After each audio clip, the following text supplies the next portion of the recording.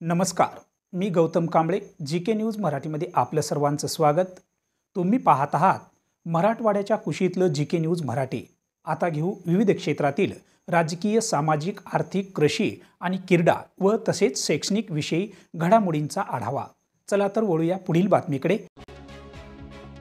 Ratnagiri railway स्थानकात आज सकाळी एक मोठी दुर्घटना टळली।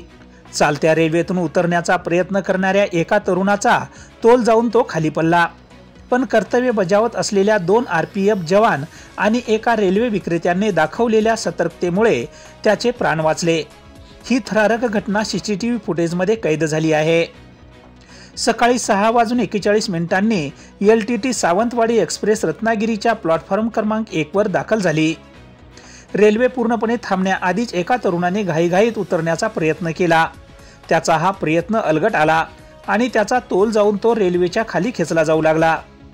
हे दृश्य पाहताच प्लॅटफॉर्मवर उपस्थित असलेले कोकण रेल्वेचे RPF जवान रणजित सिंह आणि महेंद्र पाल तसेच चाय विक्रेता वीर सिंग यांनी क्षणाचाही विलंब न लावता त्याच्या दिशेने धाव घेतली।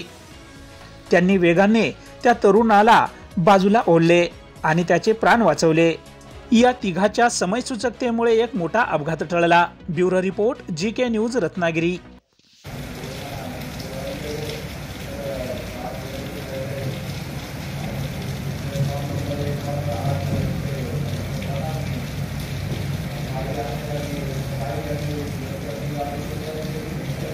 तुम्ही पाहत आहात महाराष्ट्राच्या कुशीतलं जीके न्यूज मराठी।